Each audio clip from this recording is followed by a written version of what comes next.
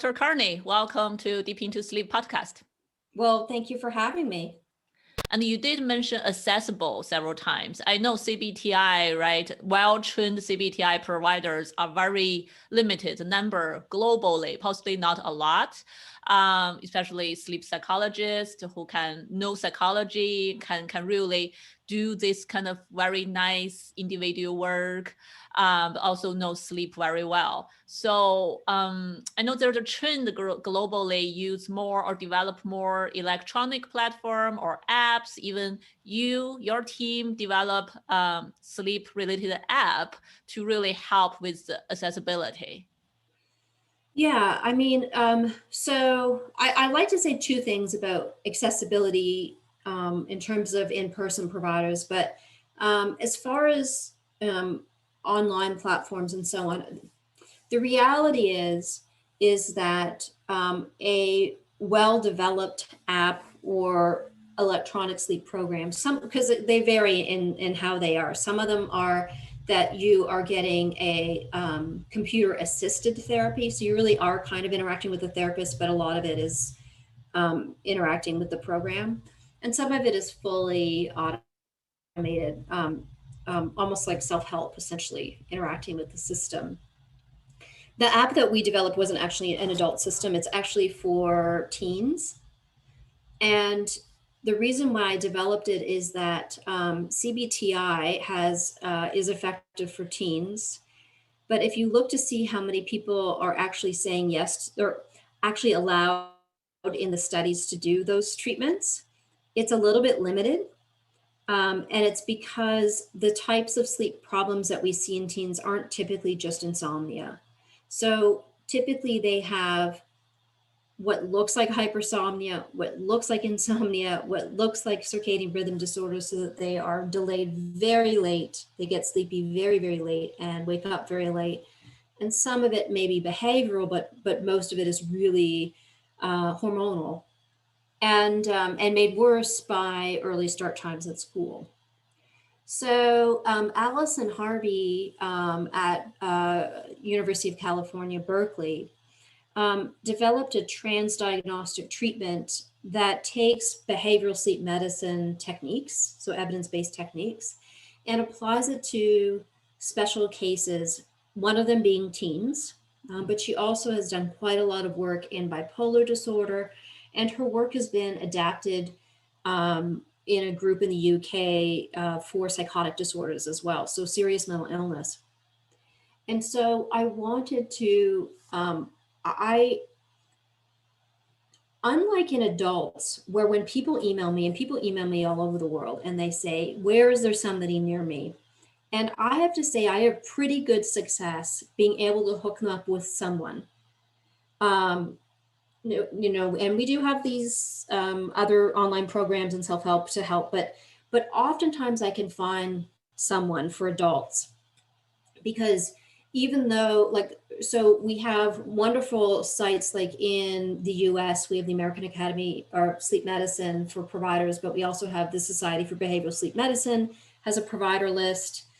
In Canada, we have the Canadian Sleep Society provider list. But I know, as somebody who organizes in Canada and having worked in the US, that not everyone goes on those lists. So people who are connected and have a network can often find people in the area and hook them up. But the reason why I'm bringing this up is that I have such a hard time finding services for teens, because I know lots of pediatric specialists, but they don't necessarily work in teens. And teen sleep problems aren't kid sleep problems at all. They don't look like that at all. And so using those are not appropriate, and there's going to create a power struggle. But they're also not many adults either, because their problems tend to be like sleeping too much on the weekend, but sleeping too little on the week. So I call it skimpy and bloated sleep. And then they also have that night owl, like extreme night owl. So we need people with that specialty who work with teens. And I have the darndest time finding people. So we decided that we were going to try to make Allison Harvey's transdiagnostic treatment, we were going to translate it into an app. And it took a long time. And I actually developed it with teens. So I knew what the treatment was going to be, but I didn't know if they would do it. So I just had teens, like, I need you to do this. How could I convince you to do it? I'm like, well, no, you couldn't convince me, but if you gave me the information and then you gave me feedback on my sleep and encouraged me to make the change, but said it was up to me, then I might decide to make a change. I said, okay. So that's the way the app is. So they're monitoring their sleep.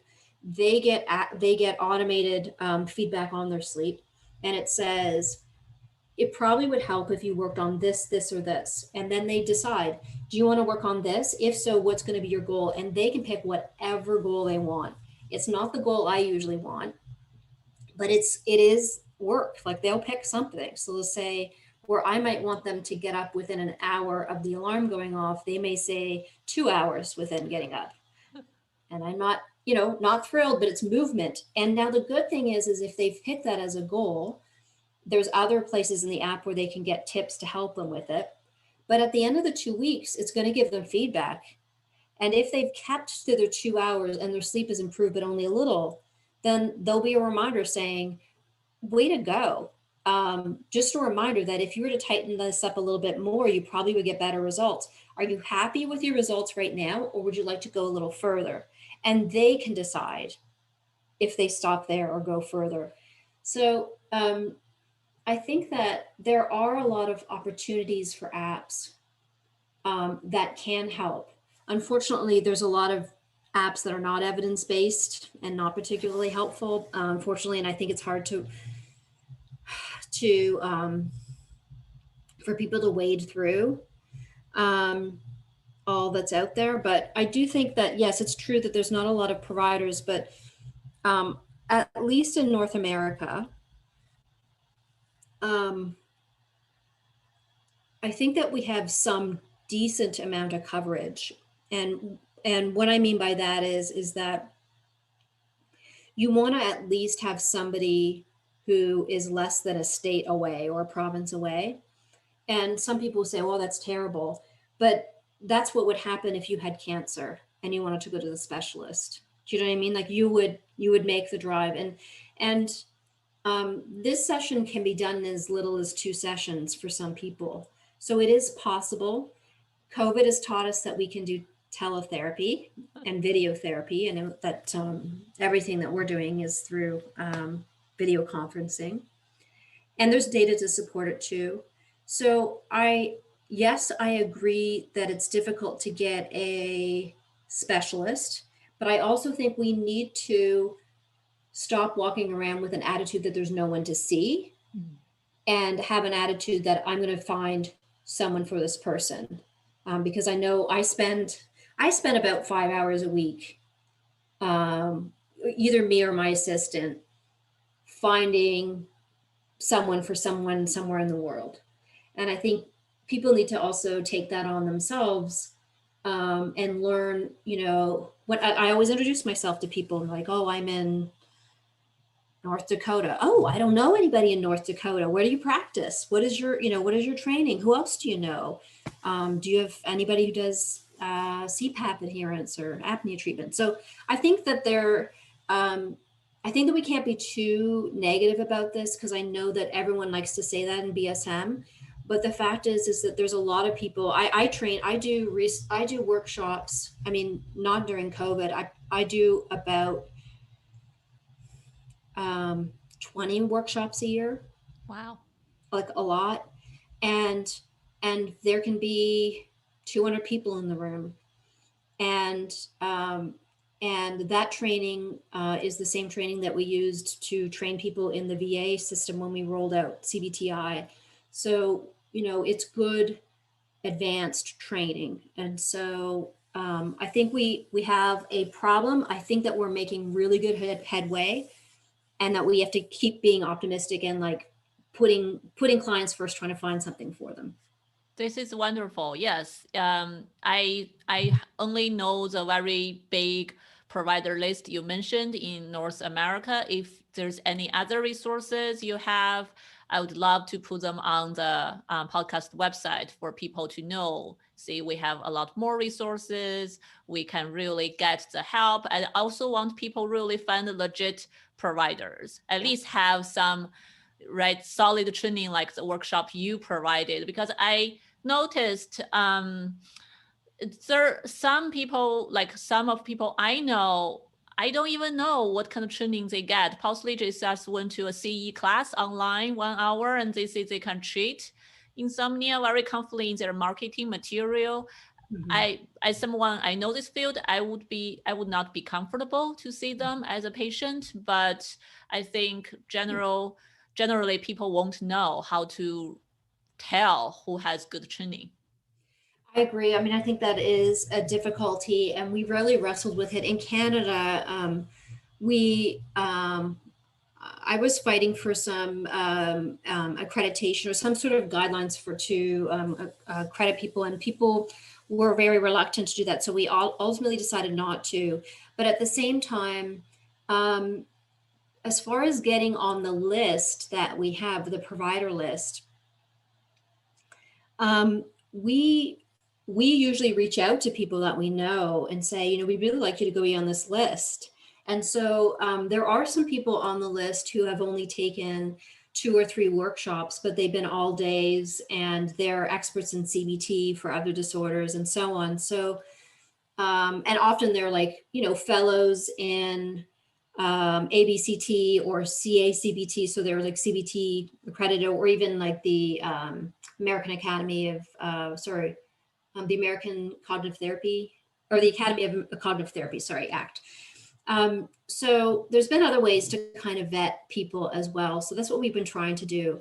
I don't really disagree. I don't really agree with, there's been some organizations that have really tried to keep it psychology specific, and I don't think that's right. I do think the evidence tells us that other with mental health training it's probably something that we could that we really could train. And I think I really like Jack Ettinger's stepped care model, right? That Yeah. really we can have lots of information here. And I think I do a lot of work on family care with family care and family health.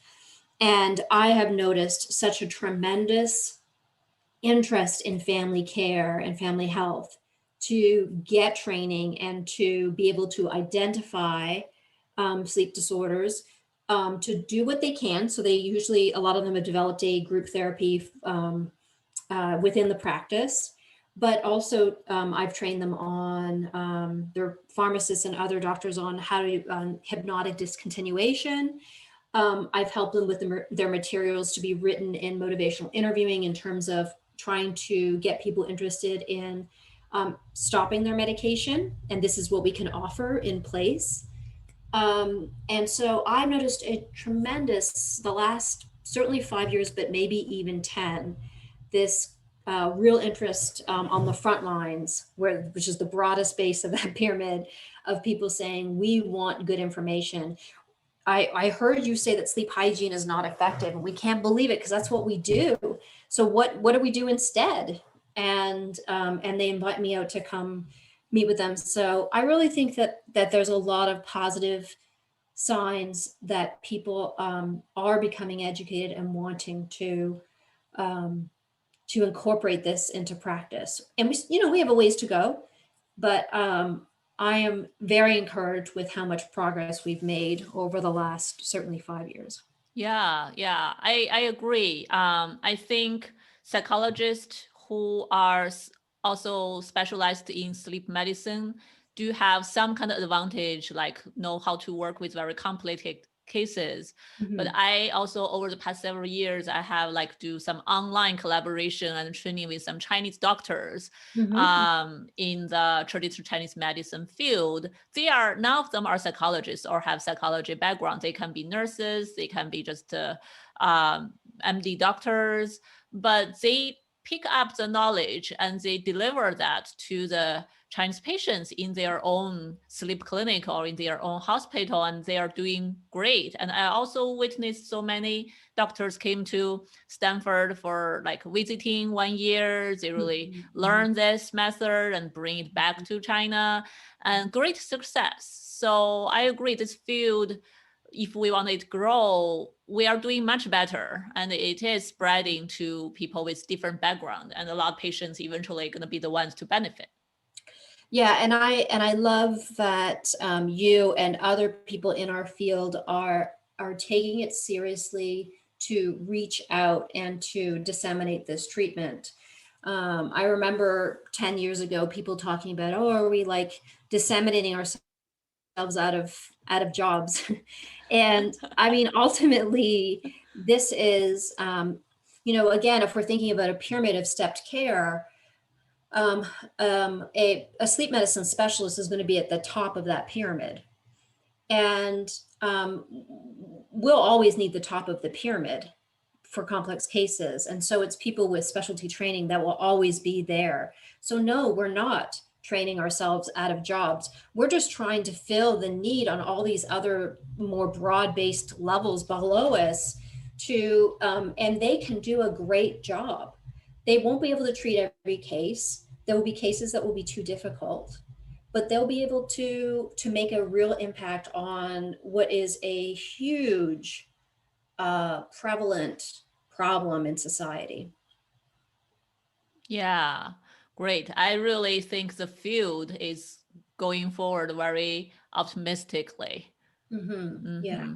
Yeah, we have a great field. I mean, we really, it's a baby, really, when you look at how many years this has existed as a specialty, or even when you think of discoveries like REM sleep and all of the really major discoveries that have happened, how young this field is and how we've leapt forward leap years.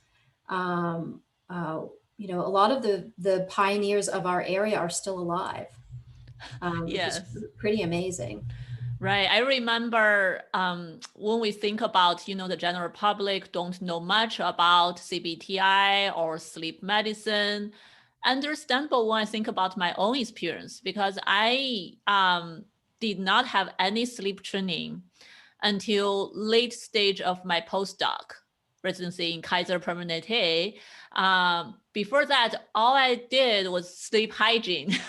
Everyone come in with sleep concern. I was like, oh, other than psychotherapy, let's talk about sleep hygiene. But then quickly I remember I noticed it's not really working. For a lot of people, it's not enough. Why? Like, what else? That's the only thing I know about sleep. And then unfortunately, I was able to get more and more training in both Kaiser and Stanford and get to know. And that's also why I started this podcast, because when I entered this field, I realized, wow, I cannot believe how big this field is and how, lack of knowledge I have been over all these years. I grew up in a family, now I know, with a lot of sleep histories. My dad snore for years loudly, his doctor himself. And none of us ever know, oh, this is a sleep disorder. We all think it's normal for people to snore. All my friends' dad basically snore. So in China, so I think, well, yeah, it's not everyone snores basically. If you're lucky, you don't, but it's a normal thing. So it's just a lot of things we don't know. Yeah, I definitely think that's the case. I think that sleep apnea was one of those things that, in terms of educating people about early start times, shift work, how dangerous shift work is. These are areas of public health that we still have a long way to go, but we've made some, made some inroads. I know in the province next to mine in Quebec, that's where Charles Moran runs all of his research and clinical work. And there is an amazing public health campaign. It's in French. And there are huge signs along the highway that basically sleepy driving equals death. And there are areas to pull off, like they encourage you into almost like rest areas or whatever, that it's time to pull off, and really emphasizing some solutions to, it's not okay to drive drowsy. And so I think that there's so much opportunity in terms of public health and knowledge training, for people to recognize sleep disorders. You mentioned narcolepsy at the beginning of the podcast, and that's an under recognized, underdiagnosed problem. But there's I'm blanking on the foundation name, but there's a narcolepsy awareness group that just does incredible work. The project, there's one sleep project. Maybe there's another one. I thought it might be that, but I thought that narcolepsy was actually in the word, but in the title. But they really have done such an amazing job of training. I mean, even doctors don't even know how to recognize narcolepsy. They think of it as more like the pulp culture, like just somebody like just falling down and having a sleep attack, which it's really not. It's one of those diagnoses that can look very different across people, and it can look subtle in some ways, and yet it's very easy for us to diagnose if we can do a sleep study. But anyway, I mean, I think that there still is so much opportunity. There's so much opportunity for us to make CBT even more accessible. But my work is also on trying to figure out how to get even more people to benefit from it. So who are these people who don't benefit from CBT, and what can we do to help, essentially? So I think it's an exciting time right now. It is, yeah. Just to add one more thing, when you talk about narcolepsy, it's very hard to diagnose. Doctors don't know. I definitely, because my postdoc was in child adolescent psychiatry, so I definitely see teens came in to see me, say they were diagnosed with like because they have hallucinations and they're very bizarre symptoms, and doctors think they have psychotic symptoms, they have like depression or other mental illnesses, but then just sounds like really look like narcolepsy or some kind of sleep disorders, but took them a while to figure out. Or yeah. I remember when I was doing an assessment in graduate school, there's a very large Asian population where I was assessing, and I noticed that a lot of them were endorsing for sleep paralysis.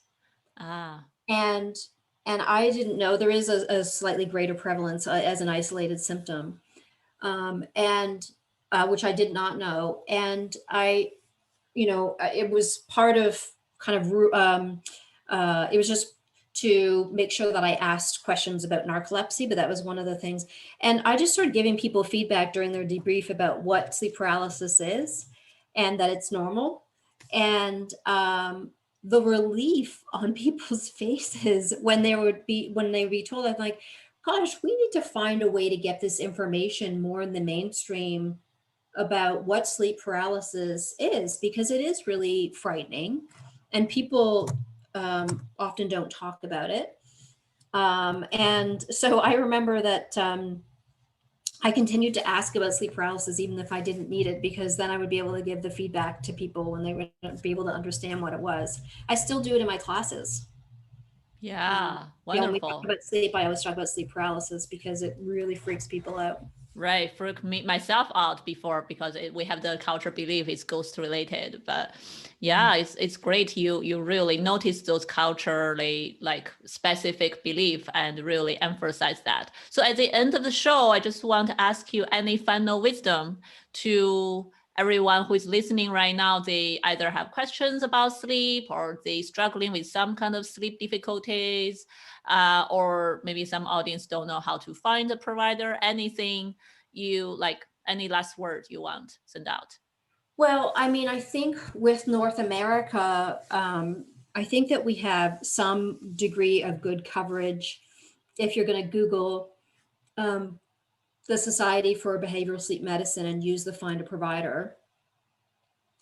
There are also organizations like the Association for Behavioral and Cognitive Therapies, which have accredited CBT providers, maybe not in sleep specifically, but at least if there's somebody that you have found that is offering sleep treatment, and you want to check them and they're not in the provider list, you can also check to see if they are accredited in that way.